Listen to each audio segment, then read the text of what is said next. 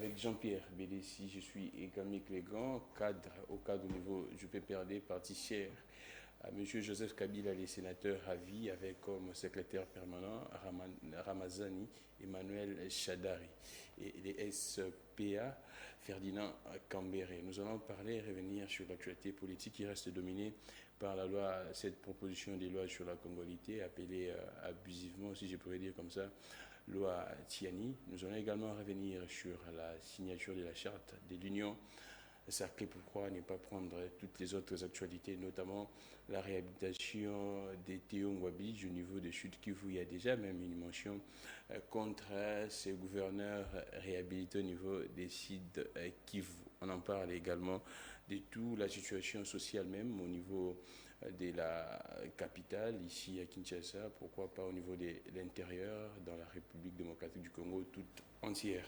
Jean-Pierre Bélessi, en forme. En forme, M. Gramic. Déjà, je vous dis merci pour l'invitation. Je voudrais, par cette occasion que vous me donnez, en tout cas saluer tous les téléspectateurs de cette grande émission. Je ne manquerai pas de saluer très respectueusement le président national de mon parti, son Excellence Joseph Kabila Kabange. Ah, c'est le président? Oui, c'est le président national du parti, du PPRD. Sans oublier, bien entendu, sa tendre épouse, sa charmante épouse, Maman Waro. Maman Olivier Lembe Kabila, qui ne cesse d'ailleurs de poser des actions sociales à l'endroit de ses compatriotes. J'ai vu à Menkao. Exactement, donc c'est une femme de cœur, une femme de valeur. Je pense que, moi je l'ai toujours dit, nous devons à un moment donné penser comment aussi donner la chance à ce genre de femmes pour nous diriger en fait. Parce que j'ai l'impression comme si les hommes à un moment donné ont un tout petit peu failli, parce que depuis 1960, nous avons que les hommes qui dirigent ce pays. Je crois qu'il ne serait pas, en tout cas, mal si je voyais Maman Olive Lembe un jour diriger la République démocratique du Congo. Je dis, c'est un avis personnel. C'est votre avis, oui, c'est mon avis personnel, ça n'engage pas le PPRD, à tout coup, soit le parti, mais par rapport à ce qu'elle fait pour, en tout cas, ses compatriotes, par rapport à ce qu'elle fait comme action sociale sur le terrain, je pense que si un jour elle devenait la présidente de la République, elle va, en tout cas, dans ce sens-là, résoudre le problème du pays.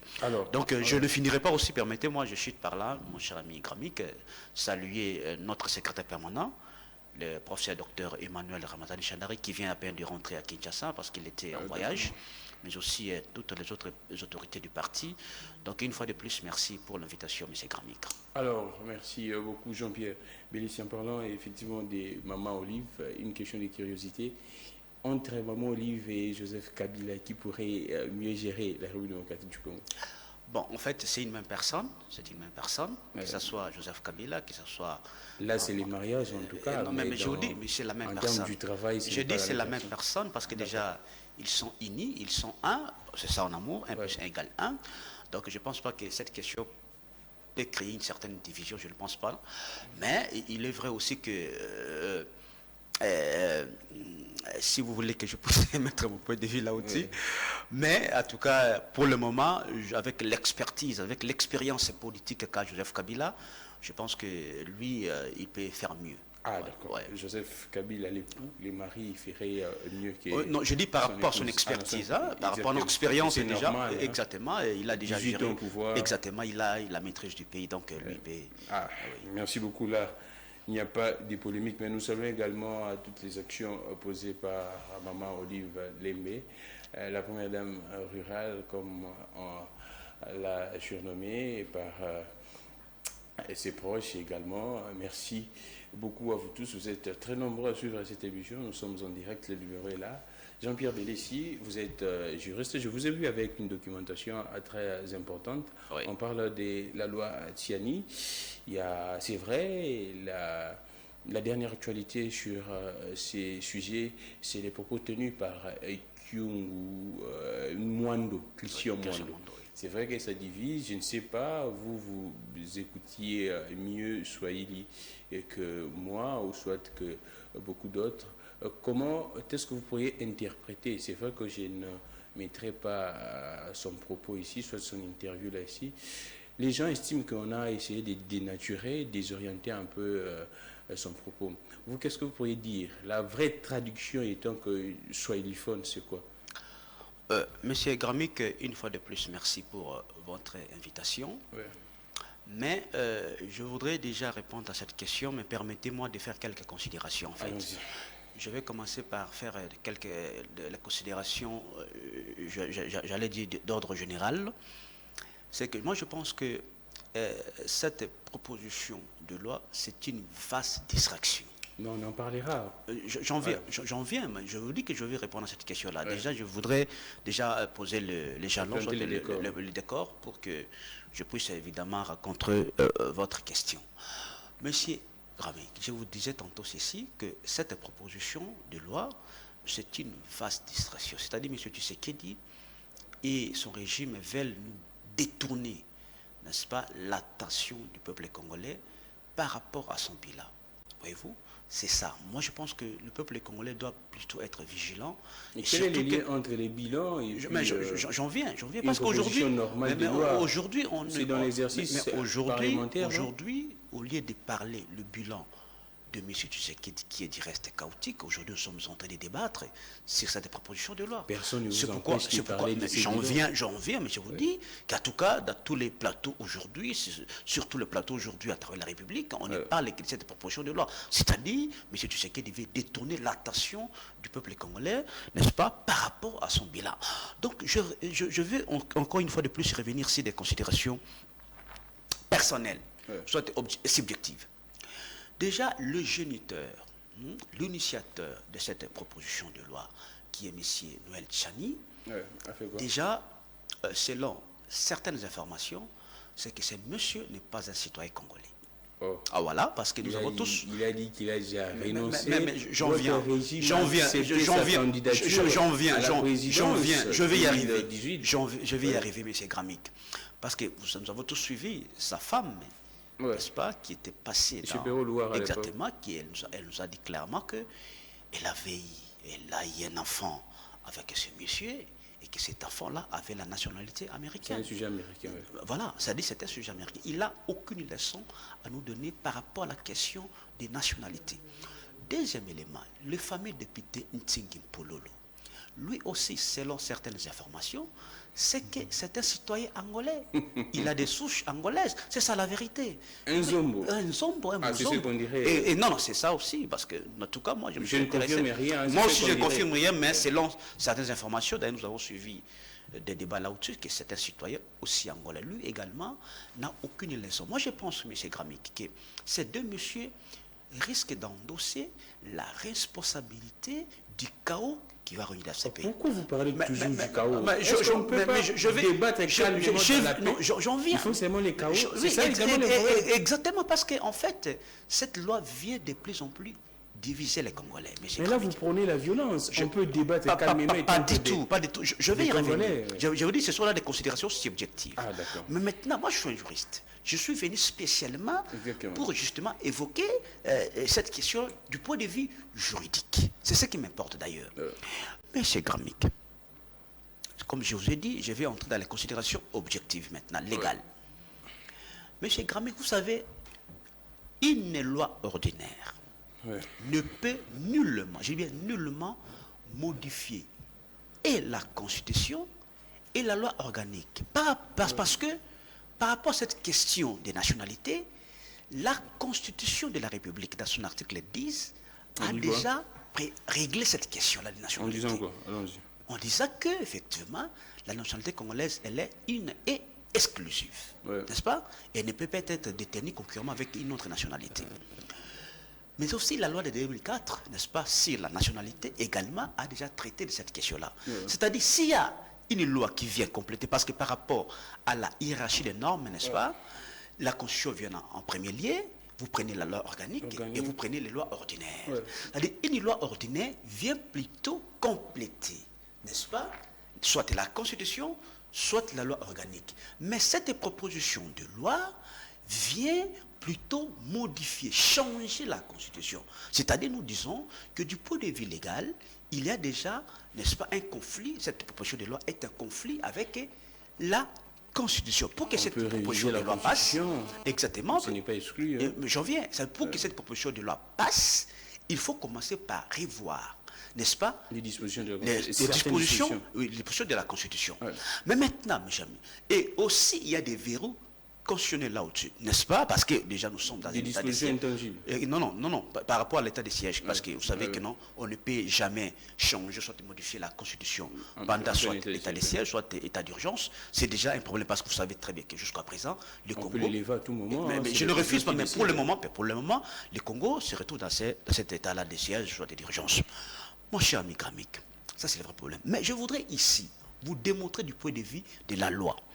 Qu'est-ce qui est prévu dans cette loi, cette proposition de loi, Tchani?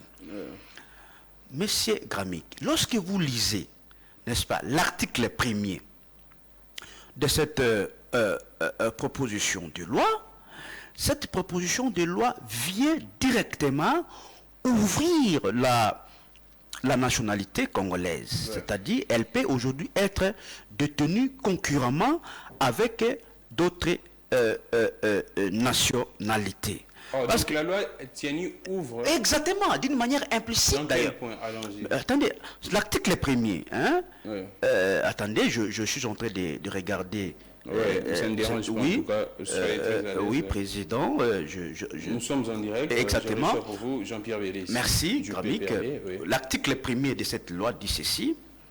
Parce que déjà, je vous informe, Gramik, que la perte de la nationalité s'est faite d'une manière automatique. C'est-à-dire, lorsqu'un Congolais, n'est-ce pas, acquiert une autre nationalité, n'est-ce pas, il perd automatiquement la nationalité congolaise. Mais alors, regardez ce qui est prévu dans cette loi-là, cette proposition de loi. La nationalité congolaise, elle est une. Toutefois, tout Congolais résidant habituellement à l'étranger qui acquiert une nationalité étrangère ne perd la nationalité congolaise que si elle le déclare expressément. Vous comprenez? Il y a une grande nuance de détail dans cette proposition-là. C'est-à-dire quoi?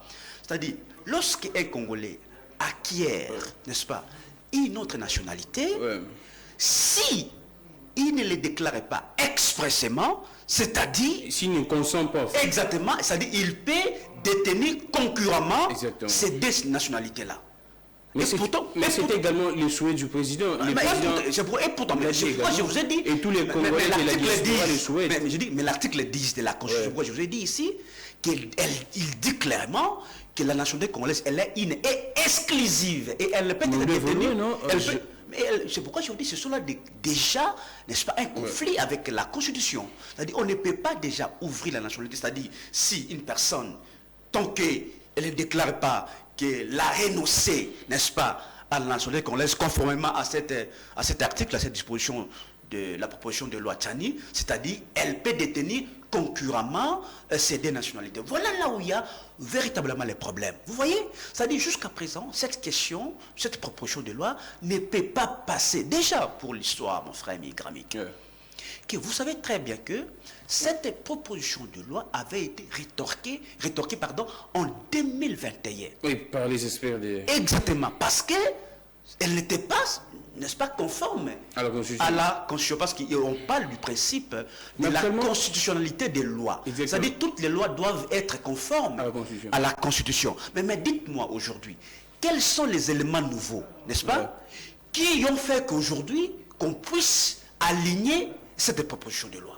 Mais c'est ça la grande... Il y a une autre proposition de loi sur la révision constitutionnelle. Mais non, je dis par rapport d'abord à cette proposition, c'est l'actuelle proposition de loi. Exactement. C'est-à-dire cette proposition-là ne peut pas passer parce que déjà, je vous ai dit, quel est le conflit avec la Constitution? C'est pourquoi je vous ai dit, je vous donne une information. On a aligné également une proposition de loi concernant la révision de la Constitution. Mais je vous ai dit, il y a des verrous constitutionnels. Je vous ai dit ici qu'il faut... Il faut les lever à tout moment. Mais c'est pourquoi j'ai dit, mais pour le moment, n'est-ce pas, on ne peut pas... en tout cas, passer à une quelconque adoption de cette proposition de loi tant que la Constitution n'est pas encore révisitée ou soit changée. Mais maintenant, mon cher ami, nous devons nous poser ici. Parce qu'en fait, nous devons poser la question. Qui est véritablement un Congolais, mon cher ami? C'est ça la grande question. Parce que depuis 1960, ce sont les Congolais des pères et des mères qui gèrent ces pays. Voyez-vous, un Congolais, c'est ce qui éprouve de l'amour, du patriotisme pour son pays. Que pouvez-vous dire, mon cher ami Gramik, d'un monsieur comme King Wadondo, n'est-ce pas, qui est du père polonais et d'une mère congolaise. Mais la Constitution n'est pas que pour devenir Congolais, vous devrez poser des actions. Permettez-moi. Parce que, des grandes envergures. Parce que selon l'esprit de cette proposition de loi, cette proposition de loi, il dit que cette proposition de loi a été créée pour protéger la souveraineté. La souveraineté, c'est-à-dire qu'il faut avoir des citoyens qui seront loyaux, n'est-ce pas, et fidèles à la République. Voyez-vous? C'est pourquoi je vous dis qui est un vrai Congolais, qui peut être loyal, n'est-ce pas, envers la République. C'est celui qui éprouve, celui qui a de l'amour pour ça. C'est pourquoi je vais vous donner un exemple pour dire que peut-on reprocher à monsieur, par exemple, un citoyen comme King Wadondo, qui a servi toute sa vie dans ce pays. Je vous ai dit qu'il est d'un père polonais. Président de la République. Mais il a été un chef de corps. Je vous dis, mais bien sûr, mais cette loi-là, cette proposition de loi aussi, n'est-ce pas, verrue les postes. Oui, ça dit, qu'est-ce qu'on peut reprocher à M. comme King Wadondo qui a servi sa République? D'ailleurs, je vous recommande. Mais on ne peut pas gérer la République en termes des exceptions. Mais non, je vous dis, cette proposition n'a aucun sens parce que ce n'est pas le fait que ça pourrait être une exception. Non, qu'on soit du. Je vais vous donner, il y a beaucoup d'exemples là-dessus, n'est-ce pas? C'est-à-dire, c'est celui qui a cette fibre patriotique qui vous lie, n'est-ce pas, avec votre pays. C'est ça un vrai Congolais, mon cher ami. C'est pourquoi je vous ai dit, qu'est-ce que vous pouvez reprocher à un monsieur comme King Wadondo? D'ailleurs, je vous recommande de lire, n'est-ce pas, ses mémoires. Vous allez voir comment est-ce qu'il a pu travailler pour ce pays, n'est-ce pas? Il a investi toute son âme, n'est-ce pas? Il s'est investi corps et âme pour ce pays. Qu'est-ce que vous pouvez reprocher à monsieur comme Abdoulaye Ndombassi, qui était un patriote patenté, Yerodia, n'est-ce pas, patenté, qui a travaillé avec nous. Nous savons, n'est-ce pas, le niveau du patriotisme qu'avait ce monsieur, n'est-ce pas, qui est du père sénégalais, il ne faut pas oublier, et d'une mère congolaise. Que pouvez-vous reprocher à quelqu'un comme le général, le colonel Mamadou Dandala, qui est d'ailleurs, qui a sacrifié sa vie, n'est-ce pas, il est mort sur le champ de bataille, n'est-ce pas, pour défendre ces pays. Vous voyez, c'est-à-dire cette question, cette proposition de loi, n'est-ce pas, elle n'a aucun sens et je pense qu'elle est une proposition de loi conflictogène, nocive et nauséabonde. D'ailleurs, vous avez vu que non, aujourd'hui, il y a les tollés partout. C'est-à-dire cette proposition-là, elle est discriminatoire. Parce qu'aujourd'hui, mon cher ami, si on veut régler des comptes à un citoyen, soit-il Moïse Katumbi, mais il ne faut pas qu'on puisse évidemment chercher à discriminer, n'est-ce pas, une grande partie de la population congolaise. Vous répondez à ma question alors.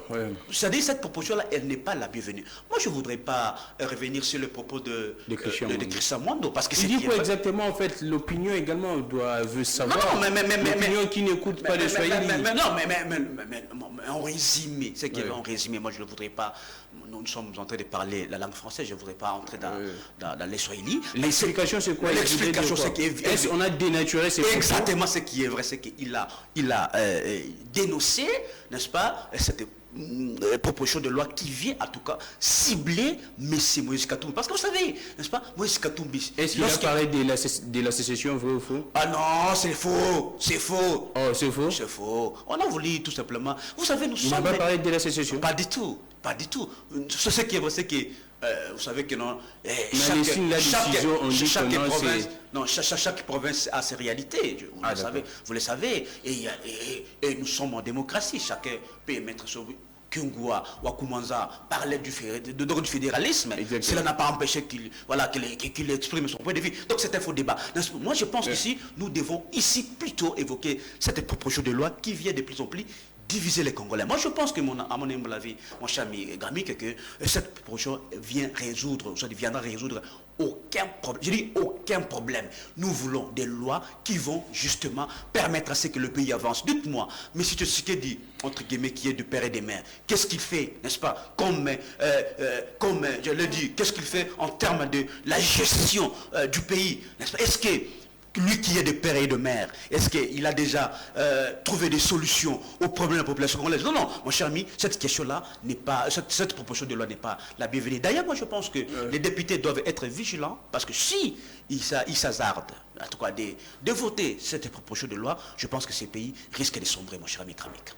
Merci beaucoup Jean-Pierre Bélessi, je suis avec lui. On parle de l'actualité politique, précisément la loi Atiani qui fait couler beaucoup d'encre et des salives. Mais c'est vrai également la société civile. J'ai vu le cardinal Ambongo qui est monté au créneau, Monseigneur Cholet. Je vois également beaucoup de gens, même à Cage, qui dénoncent ça. Également, je vois des ambassadeurs également de la communauté internationale qui dénoncent ça. Qu'est-ce qui explique, je ne sais pas, toutes ces voix qui se soulèvent contre ça? C'est parce qu'il y a un fort lobby, des gens qui se sentent lésés, des métiers noirs, des métiers qui se sentent lésés. Il y a un fort lobby, ce sont ces gens qui dirigent le monde, ce sont des puissants. Ou bien c'est parce qu'on craint quelque chose, on craint les cas de l'ivoirité. C'est vrai que le propriétaire de la loi dit clairement que ça n'a rien à voir avec ce qui s'est passé au niveau de la Côte d'Ivoire. Mais c'est pourquoi je vous ai dit qu'il y a un danger qui nous guette par rapport à cette proposition de loi. C'est-à-dire si aujourd'hui les voix s'élèvent, c'est justement parce que nous voyons déjà un danger qui est en face de nous. Vous avez d'ailleurs donné un bon exemple ici, qui est celui de la question d'ivoirité en Côte d'Ivoire, qui a occasionné des guerres, n'est-ce pas? Mais nous ne voulons pas que ce genre de situation, soit des problèmes nous arrivent. Parce que vous savez que le Congo, c'est un pays post-conflit. Nous venons de très loin, n'est-ce pas? Pour qu'aujourd'hui nous puissions mettre en place cette république, il y a eu beaucoup de sacrifices qui ont été consentis, n'est-ce pas? Et aujourd'hui, ce n'est pas par rapport, ce n'est pas par cette proposition de loi qui viendra nous ramener 10 ans, soit 20 en arrière. Je pense que si aujourd'hui les voix s'élèvent, je pense qu'il y a un danger qui nous guette et que le président Félix Tshisekedi doit, parce que c'est lui qui est, en tout cas, le patron de cette majorité parlementaire, n'est-ce pas? Il doit... Patrick, comme nous, il a dit hier que cela n'engage pas les présidents, c'est une démarche parlementaire. Bien sûr, le président, il y a séparation des pouvoirs, vous savez bien. Vous êtes un juriste, il y a séparation des pouvoirs. Non, mais nous savons comment est-ce que... mais c'est ça la République, nous savons comment est-ce que l'Assemblée nationale fonctionne aujourd'hui, mon cher ami. C'est une caisse de résonance pour M. Félix Tshisekedi. C'est une réalité. Il n'y a plus de débat démocratique à l'Assemblée nationale. C'est-à-dire aujourd'hui, si cette loi passe, ça va passer justement sous la bénédiction de M. Félix Tshisekedi. C'est ça, c'est ça la vérité, mon cher ami Grammic. C'est-à-dire aujourd'hui, mon cher ami, le débat est ailleurs. Aujourd'hui, ce qui est vrai, c'est que M. Tshisekedi a peur. Il a peur d'avoir des vrais challengers, notamment Moïse Katumbi. Il représente, n'est-ce pas, beaucoup de choses. Il représente quoi? Non, il a même... Il ne faut pas chercher, je pose la question, il faut pas chercher à minimiser Moïse Katumbi. Vous donnez un poids de 3 Moïse. Non, Moïse Katumbi, c'est un leader patenté, vous le savez très bien. Il a un parti politique qui est installé à travers... Je ne suis pas son porte-parole, mais ce qui est vrai, c'est que c'est une réalité. En quoi l'UDPS aurait peur? Mais non, l'UDPS, justement, a peur du fait que non, le bilan de M. Tshisekedi est plus que chaotique. Katumbi était également dans l'Union sacrée. Je vous dis, M. Grammic, que vous savez, aujourd'hui, il est vrai et certain que la vraie opposition de M. Félix Tshisekedi, ce n'est même pas Moïse Katumbi, ce n'est même pas la Mouka, ni le FCC. Mais la vraie opposition à M. Félix Tshisekedi, c'est le peuple congolais dans son ensemble, à cause, bien entendu, du bilan chaotique de M. Tshisekedi. Alors, qu'est-ce qu'il faut faire? Il veut maintenant éliminer des candidats potentiels qui vont le battre en 2023. Parce que je vous dis, M. Grammic, que non, tout candidat qui sera face, n'est-ce pas, en face de M. Tshisekedi, il va les battre à place couture. Même vous. Même moi, je vous dis, même moi, si on me mettait en face de M. Tshisekedi, mais je vous dis la vérité, mon cher, parce que... non, lui, c'est un béton, non? Déjà, nous sommes dans une émission sérieuse, mon cher ami. Évitez mais on l'appelle comme ça. Permettez-moi. Non, nous parlons de choses sérieuses, mon cher ami. Évitez-moi ce genre de... d'accord. Oui, évitez-moi. Ça c'est vraiment... excusez-moi, je voulais employer un qualificatif, mais je me suis réservé. Donc, évitez-moi ça. Aujourd'hui, le problème, c'est celui-là, mon cher ami Grammic. C'est-à-dire, M. Tshisekedi a peur des vrais challengers, des vrais candidats, n'est-ce pas? Il ne faut pas oublier le cas de Matata Pogno, qui est également un candidat sérieux. Lui, il a des problèmes avec la justice. Lui aussi, on est en train de lui chercher des démêlés. Non, il y a des problèmes avec la justice. Tout est politisé aujourd'hui, mon cher ami Grammic. Boukanganoz, c'est les peuples.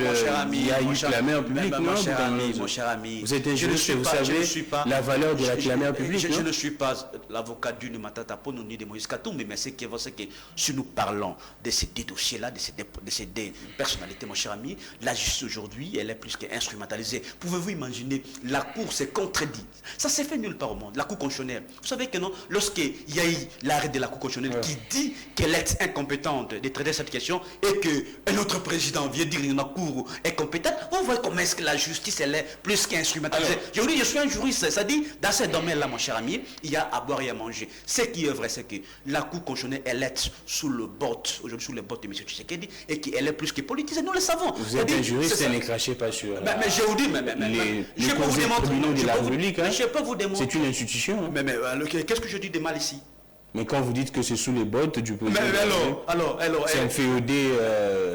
Mais qui ne le sait pas? Lui-même, il a reconnu. Qui? Le président de la République, que la justice aujourd'hui, elle est instrumentalisée. Il a même dit que non, il était au courant qu'ils sont ses conseillers sont instrumentalisés de la justice. Vous êtes un praticien du droit. Mais bien sûr, mais je peux vous démontrer que cette cour, elle est plus qu'instrumentalisée. Un exemple est concret, parce que vous voulez que je parle de la cour constitutionnelle. Vous savez, le président de la cour constitutionnelle, n'est-ce pas? Comme l'État. Non, comme il s'appelle donc. Comme l'État actuellement. Non, pas. Et celui qui avait été avant Kamuleta, c'était qui encore? Dieudonné Kalouba. Selon la loi, n'est-ce pas? On doit changer le président de la Cour qu'après 3 ans. J'ai dit qu'après 3 ans. Mais Dieudonné a fait combien de mois? Il a fait qu'une année. Et quelques mois, il est parti. Mais il y a eu un tirage au sort. Je dis même pas par la procédure du tirage au sort. C'est-à-dire, même si il y avait les tirages au sort et que le président était tiré au sort, il ne serait pas parti. C'est-à-dire il faut qu'il totalise d'abord le 3 ans avant. Non, c'est pour vous montrer que non, aujourd'hui la Cour elle est plus que politisée. C'est-à-dire, mon cher ami, il ne faut pas que nous poussions entre ces domaines-là parce qu'il y a à boire et à manger. Ce qui est vrai, c'est que cette proposition de loi vient en tout cas cibler M. Moïse Katumbi. C'est clair et net. Et nous disons non parce que nous voyons les dangers, surtout que on ne voit que M. Moïse Katumbi, mais derrière Moïse Katumbi, il y a des millions de Congolais qui seront concernés par rapport à cette discrimination, par rapport à cette proposition de loi qui dirait qu'elle est discriminatoire. Merci beaucoup Jean-Pierre Béléchi. On prend la signature de la charte de l'Union sacrée. C'est vrai qu'en deuxième partie, j'ai réservé pour vous à Chris Mukindi. Mais la question qu'on se pose, on a tous vu ce qui s'est passé. Et pratiquement, si je pourrais dire, l'histoire se répète, ou bien l'histoire rime, ce qui s'est passé en 2018 avec les FCC, la signature, les mêmes acteurs, on le voit actuellement avec la signature de la charte de l'Union sacrée, dans un même lieu également. C'était, à l'époque du FCC, c'était au chapiteau, actuellement c'était dans une salle VIP, mais c'était toujours au niveau des les grands hôtels. Alors, quelle lecture faites-vous? Qu'est-ce que vous pourriez dire à la population? Vous aviez vécu avec ces gens. Quel risque encore avec ce qui s'est passé au niveau de l'Union sacrée avec les mêmes acteurs? Quels sont les risques qui pointent à l'horizon? Bien avant ça, M. Gramic, permettez-moi de vous dire ceci, que c'est une vaste blague, voyez-vous, cette signature de la charte de l'Union sacrée. Déjà, pour votre information, c'est que l'Union sacrée a plagié totalement la charte du FCC. Je vous dis, c'est du plagiat. Mais c'est du copier-coller. Mais je vous dis, Gramic, j'ai la charte du FCC avec moi ici. Après l'émission, je vais vous la remettre. Ça dit. Mais on n'invente pas la roue, non? Mais je dis, ils ont totalement. J'en viens. Ils ont totalement. Non, il y a un problème à ce niveau-là. Ça dit, ces gens sont incapables de réfléchir, de mettre en place leur propre. Mais ce sont des mêmes acteurs qui étaient chez vous. Mais c'est pourquoi je dis, ils doivent innover. Mais c'est du copier-coller. Ils ont totalement copié la charte du FCC. Vous voyez, c'est trop malheureux, mon cher ami. C'est-à-dire, mais écoutez, Gramic, j'ai tout de même lu le préambule de cette charte, parce que vous savez, le préambule résume totalement un ouvrage, le contenu d'un ouvrage. Il y a une phrase qui m'a beaucoup plus intéressé lorsqu'il est écrit, on a écrit dans ce préambule que l'Union sacrée a été constituée pour lutter contre les antivaleurs. Mais je me suis dit, mais bon, mais monsieur Gramic, vous savez, la personne qui a instauré la République des antivaleurs, c'est monsieur Félix Tshisekedi. Mais je vous dis la vérité. La personne qui a instauré une république, permettez-moi, une république des antivaleurs, mon cher ami, c'est M. Félix Tshisekedi. Parce que déjà, mon cher ami, vous savez très bien qu'aujourd'hui, la corruption a atteint, n'est-ce pas, des proportions inquiétantes aujourd'hui. D'abord, la corruption du siècle, c'est celle qu'il y avait à l'Assemblée nationale. Lorsqu'on a corrompu les députés pour qu'aujourd'hui, qu'on mette en place cette union sacrée. C'est pourquoi je vous ai toujours dit que déjà, les socles de l'union sacrée, c'est que l'union sacrée, elle est assise sur les antivaleurs. La corruption qui a régné, n'est-ce pas, pour qu'on puisse justement mettre en place cette union sacrée. Déjà, le soubassement de l'union sacrée, déjà, il y a un problème à ce niveau-là. En termes de moralité, n'est-ce pas, l'union sacrée, elle était mal partie. Mais aussi aujourd'hui, des cas de détournement, n'est-ce pas, en cascade. En cascade, j'ai dit en cascade, dites-moi, M. Gramic, un seul projet initié dans le cadre de ce gouvernement de l'Union sacrée, dans lequel on n'a pas entendu les cas de détournement. Tous les projets initiés par ce gouvernement, en commençant par lui-même le programme le plus, le programme à l'époque, le programme des 100 jours. Il y a eu des cas de détournement des millions de dollars. Vous prenez-t-il les genoux? Et tous les autres projets, il y a été des cas de détournement. Mais aussi, mon cher ami, aujourd'hui, le tribalisme aigu, je dis bien aigu aujourd'hui, c'est sous la gestion de M. Félix Tshisekedi. Tous les postes clés de la République aujourd'hui, espace Grand Kasaï. C'est ça la réalité aujourd'hui, mon cher ami du pays. Vous prenez, mon cher ami, des voyages touristiques de M. Félix Tshisekedi. Des voyages touristiques. Parce que j'ai essayé un tout petit peu d'entrer dans l'histoire, de voir comment est-ce que le président du monde voyage, M. Gramic. Depuis que cette planète existe, il n'y a aucun président au monde n'a pu voyager comme M. Tshisekedi dans le cadre de gestion. Aucun, depuis que cette planète existe. Oh. Je vous dis. C'est inédit. Inédit. J'ai fait des recherches là-dessus. Aucun président au monde. Sans précédent. Il n'y a pas de précédent. Il y a sans précédent, mon cher ami Gramic. Mais aussi, mon cher ami, la jouissance journalière. La jouissance journalière, c'est un régime des jouisseurs. Le président doit également y vivre. Monsieur, un régime des jouisseurs. C'est un prisonnier. Monsieur, mais aujourd'hui, les peuples congolais se retrouvent dans quelles conditions de vie? C'est ça. Ils peuvent bien, on ne te dit pas qu'ils mangent, c'est normal pour un être humain. Mais il faut aussi voir le peuple qui les dirige. Le peuple qui les dirige, il est dans quelles conditions de vie? C'est ça les problèmes. Aujourd'hui, le clientélisme, n'est-ce pas? Le népotisme, le clanisme, tout ça, ce sont des mots. C'est l'héritage de tout un système. Pas du tout. Du système Kabila, ce sont des avec les mêmes acteurs. Ce sont des mots qui rongent la gouvernance de M. Félix Tshisekedi aujourd'hui, mon cher ami. Parce que j'ai entendu qu'ils se sont réunis pour peut-être briguer, soit donner à M. Tshisekedi un second mandat. Mais c'est trop malheureux. C'est trop mal. Mais c'est ce qui aura un deuxième mandat, soit un second mandat, avec quel bilan? Avec quel bilan? Ils peuvent bien se réunir. Permettez-moi, mon cher ami, je vais y revenir.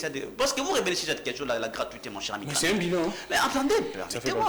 Ils peuvent bien se réunir, mais, mon cher ami, nous avons opté pour la gestion démocratique. Et c'est le peuple, dans la démocratie, c'est le peuple qui a les derniers mots. C'est lui qui va décider. Parce que je ne vois pas un Congolais, mon cher ami Gramic, qui a toutes ses facultés mentales, qui peut aller voter M. Tshisekedi en 2023, ici en décembre 2023. Je ne le vois pas. Au moins qu'on soit fanatique. Vous évoquez ici la gratuité de l'enseignement. C'est encore trop malheureux. Moi, personnellement, mon cher Gramic, je ne peux pas être contre une telle réforme. N'est-ce pas? Soit une réforme comme celle-là. Parce que c'est une obligation, d'ailleurs, vous l'avez dit, une obligation constitutionnelle, l'article 43. Mais aujourd'hui, vous évoquez beaucoup plus la masse, n'est-ce pas, les nombres. Est-ce que pouvons-nous discuter, tabler aussi sur la qualité de l'enseignement, mon cher ami? C'est une question très très importante que vous semblez minimiser. Non, permettez-moi que vous la minimiser. Attendez, que vous savez minimiser aujourd'hui. Pouvez-vous imaginer? Est-ce que vous savez, Jean-Baptiste de la Salle, c'est lui qui avait initié que dans une salle, il faut plus ou moins 20 élèves. 20 élèves. Et d'ailleurs, cette proposition-là a été adoptée à l'UNESCO, n'est-ce pas? Mais aujourd'hui, dans une salle, on a une affaire de 200 élèves. Je dis, mais 200 dans une salle. Est-ce que vraiment ces enfants-là auront le temps de bien assimiler la matière? Déjà, si le maître, soit c'est parce que vous si déjà, permettez-moi, si déjà un enseignant, lorsqu'il fait tout simplement un appel nominal, déjà il est fatigué. S'il fait l'appel nominal de 200 élèves, mon cher ami Gramic, déjà il est fatigué. C'est-à-dire qu'il n'aura même pas le temps de donner le meilleur de lui-même. C'est-à-dire aujourd'hui, la gratuité est venue détruire complètement la qualité de l'enseignement, mon cher ami. C'est pourquoi nous avons toujours dit, il faut commencer par vider le préalable. construisez des routes, des écoles. Qu'on nous dise aussi... Ce que vous n'aviez pas fait. Déjà, pour votre information, mon cher ami Camille, c'est que sous Kabila, nous avions déjà commencé avec la gratuité de l'enseignement. Dans certaines provinces de la République, l'école publique était déjà gratuite. Mais nous l'amenions, n'est-ce pas, cette gratuité, d'une manière échelonnée, graduelle. C'est ce que nous faisions à l'époque. Parce que c'est une grande réforme et que ne pouvait pas, n'est-ce pas, la décréter d'une manière précipitée. N'est-ce pas? C'est pourquoi nous avons voulu à ce que et la qualité, j'allais dire, et le fond et la forme aillent ensemble. Vous voyez? C'est ça les vrais problèmes aujourd'hui. Mais aujourd'hui, on a, pour le besoin de la cause, aller décréter cette gratuité de l'enseignement. Et pourtant, dans le fond, aujourd'hui, nos enfants ne sont plus bien instruits. C'est-à-dire qu'il y a encore des véritables préalables qu'on devrait normalement vider. Et qu'aujourd'hui, cette gratuité, comme je vous ai dit, vient en tout cas détruire complètement la qualité de l'enseignement. Donc, M. Tshisekedi, en un mot, n'a aucun bilan à présenter au peuple congolais. Parce que déjà, vous savez, mon cher ami, lorsque vous lisez un grand philosophe, Adam Smith, n'est-ce pas, dans sa conception bilatère de l'économie politique, mon cher ami, Adam Smith conçoit un homme d'État, un homme politique comme celui qui, par sa gestion, procure la paix sociale. Je dis bien la paix sociale, la tranquillité sociale. Est-ce qu'aujourd'hui nous pouvons tabler sur les conditions de vie de la population, mon cher ami Kamik? Parce que vous savez que toutes les politiques publiques que nous faisons ont un seul objectif, M. Kramik, qui est celui d'améliorer les conditions de vie de la population congolaise. Est-ce qu'aujourd'hui pouvons-nous parler en termes de conditions de vie de la population congolaise, mon cher ami? Aujourd'hui, la misère qu'en intérêt, la pauvreté aujourd'hui qu'en intérêt. Alors aujourd'hui, au marché ici, tous les prix des denrées alimentaires ont pris de l'ascenseur. C'est ça la réalité, mon cher ami. Parce que, vous savez, Kramik, pour évaluer la gestion d'un pouvoir, on l'évalue toujours, permettez-moi cette tautologie, par rapport au panier de l'aménageur. C'est comme ça qu'on sait jauger la capacité de gestion d'un pouvoir. Aujourd'hui, c'est que l'indicateur, le panier de l'aménageur, l'indicateur le plus important, c'est le panier de l'aménageur, mon cher ami Gramik. C'est-à-dire, M. Tshisekedi nous a ramené 10 ans, 20 ans en arrière sur le plan sécuritaire. Il y a un chaos total sur le plan économique. Il y a un chaos total sur le plan social. Il y a un chaos total. Mais dites-moi dans ces conditions. C'est l'héritage. Non, dans ces conditions. Régime. Ah bon, mon cher ami? Vous dites que c'est notre. C'est l'héritage de Kabila. Je pense qu'une fois, je vous ai déjà donné des statistiques, mon cher ami.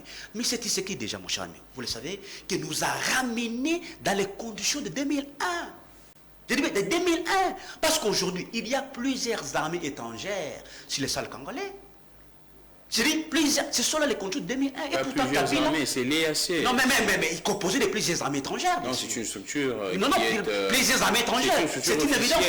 C'est pour vous dire, mon cher ami, Gramik, M. Tshisekedi, dans ce point-là, du point de vue sécuritaire, j'allais dire, nous a ramené 10 ans, 20 ans en arrière. Parce qu'aujourd'hui, comme je vous ai dit, il y a plus d'armées étrangères. Kabila avait fait un grand travail de fond dans ce domaine sécuritaire. Je vous ai toujours dit, mon cher ami, que je n'ai jamais compris cette rengaine négationniste de nos amis de l'Union sacrée, qui ont toujours tendance à minimiser, n'est-ce pas, tous les efforts, je l'ai dit, tous les résultats enregistrés par la RDC sous la dispensation politique de Joseph Kabila de 2018. Parce que dans ce domaine précis, c'est-à-dire le domaine sécuritaire, nous, les Congolais, avaient déjà fait un grand pas, mon cher ami. Un grand pas. Kabila n'a pas laissé une armée étrangère sur le sol congolais, en dépit de...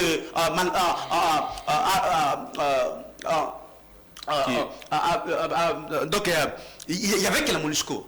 Hein? Il y avait que la MONUSCO qui, d'ailleurs, Joseph Kabila, demandait le retrait progressif. C'est-à-dire que Kabila n'a pas laissé une armée étrangère.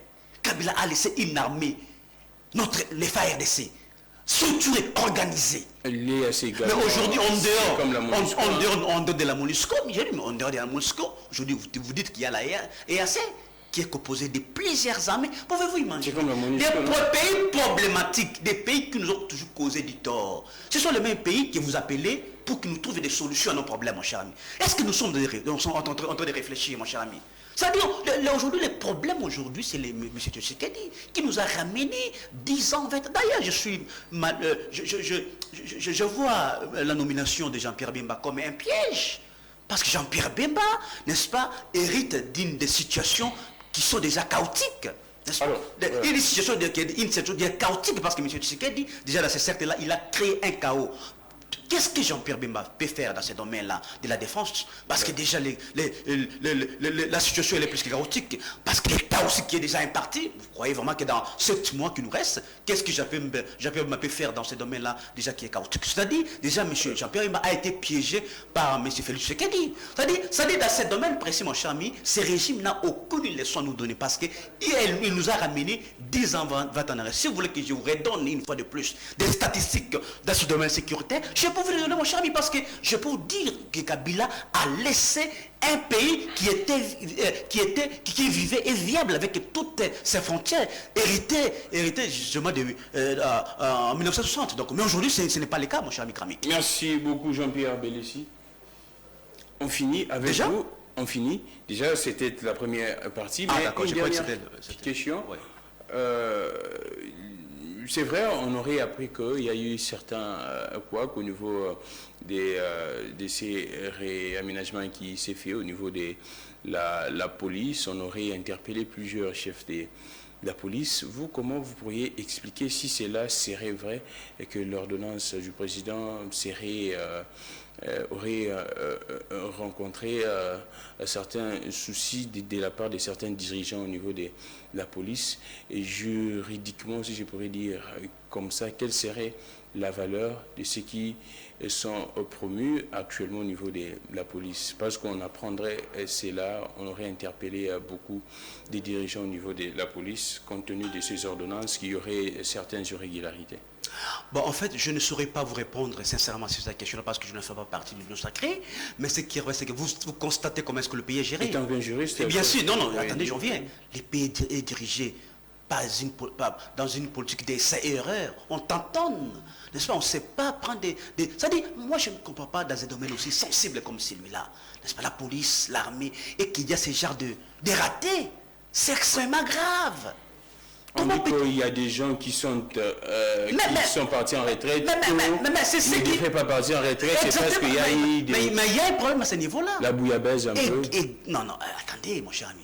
C'est-à-dire, il y a un problème à ce niveau-là, mon cher ami. C'est-à-dire, lorsqu'on veut, par exemple, nommer ou soit on veut, il faut qu'il y ait un travail de fond qui soit fait. Les services des renseignements. Mais quand il y a des méchants qui pensent que non, les services des renseignements, les services d'intelligence doivent normalement faire ce genre de travail. Et c'est pourquoi ils sont interpellés, c'est ce qu'on a. Bon, mais c'est après. C'était avant. Et pour le travail devrait se faire en amont, mais pas en aval. Pas en amont. C'est-à-dire, vous voyez comment est-ce que le pays gère aujourd'hui. N'est-ce pas? C'est pourquoi nous disons, mon cher ami, que... C'est-à-dire, M. Tshisekedi, je ne sais pas, en tout cas, c'était j'allais dire, une erreur de parcours, tout simplement. Ah, s'il vous plaît. Je vous dis, ça dit, bon, il a fait son temps, et qu'en 2023, le peuple congolais doit faire un grand effort à le faire partie, parce que je vous dis que M. Tshisekedi nous a ramené, n'est-ce pas, 10 à 20 ans en arrêt, dans tous les domaines de la vie nationale. C'est-à-dire, dans des questions comme celle-ci, normalement, il faut qu'un travail de fourmi soit fait, mon cher ami Gramique. D'ailleurs, vous constatez comment est-ce que le pays est géré. C'est-à-dire, mon cher ami, nous n'avons qu'une seule issue aujourd'hui. C'est-à-dire les élections de 2023 pour faire partie de M. Tshisekedi en 2023. Il y aura lieu ces élections. Nous tenons à ce que les élections s'organisent en 2023. Parce que, mon cher ami, c'est une obligation d'ailleurs constitutionnelle. Mais par rapport à ce qui s'est fait aujourd'hui, parce que vous savez que M. Tshisekedi, il est plus que conscient du fait qu'il a déjà échoué sur toute la ligne. Et qu'est-ce qu'il faut faire? Il veut, en tout cas, contrôler ces deux institutions, notamment la CENI et la Cour constitutionnelle. C'est pourquoi nous plaidons toujours que nous devons déjà vider le préalable. Tant que nous n'avons pas encore vidé les préalables, mon cher ami Kramik, nous n'aurons pas des élections qui vont véritablement exprimer la volonté de la population congolaise. Parce que déjà, M. Tshisekedi a déjà planté un décor de la tricherie à grande échelle des élections 2023. Et nous n'allons pas à l'admettre. Nous voulons que, n'est-ce pas, la volonté du peuple congolais soit respectée en 2023. Mais avec une CENI comme celle de Kadima, avec une cour constitutionnelle qui est sous les bottes de M. Tshisekedi, mais je ne vois pas comment est-ce que nous aurons des résultats qui vont véritablement exprimer la volonté de la population congolaise. C'est pourquoi le PPRD tient absolument à ce que nous puissions vider tous les préalables afin que nous puissions aller aux élections. Mais nous disons que nous ne sommes pas contre les élections parce que c'est une pression d'État. Il y a déjà qui vont un peu raconter du n'importe quoi en disant que le PPRD ou le FCC réclamerait un dialogue pour le partage du pouvoir. Nous sommes ni demandeurs, ni commandeurs d'un quelconque dialogue. Nous voulons des élections. Ni preneurs, j'allais dire, ni preneurs, voilà, d'un quelconque dialogue qui occasionnerait le partage du pouvoir. Non, non. Pouvez-vous imaginer nous PPRD à Lyon encore donné de béquilles à M. Tshisekedi qui a lamentablement échoué? Nous sommes passés à la logique. Nous tenons absolument que les élections soient organisées de 9-3 pour que nous puissions chasser M. Tshisekedi au pouvoir. Merci beaucoup Jean-Pierre Bélessi. Comme je vous ai dit à la première partie, j'ai réservé pour vous Jean-Pierre Bélessi au cadre au niveau du PPRD, juriste de formation. On a parlé de la loi Tiani et également de la signature de la charte de l'Union sacrée. On a pris également le côté social avec le bilan du président de la République, la situation également de l'Est. On a essayé un peu de faire un ricochet de ce côté-là. On prend Chris Mukendi pour parler également de la situation au niveau du Sud Kivu avec Théo Ngwabidje. Nous allons parler également de la loi Tiani avec les propos de Modeste Badji Lukwebo. Nous faisons une petite transition et puis nous allons revenir pour parler de tout ça à la deuxième partie avec Chris Mukendi, qui est secrétaire national adjoint en charge de la propagande de ces partis de M. Modeste Badji Lukwebo, président du Sénat. Mais Fia Lungela a également une image que je vous ai envoyée, ce qui se passe au niveau du Sankourou. Nous allons prendre ça même à la fin. Le temps de recevoir Chris Mukendi. Nous sommes en direct. Le numéro est là, plus 243 82 41 59 117.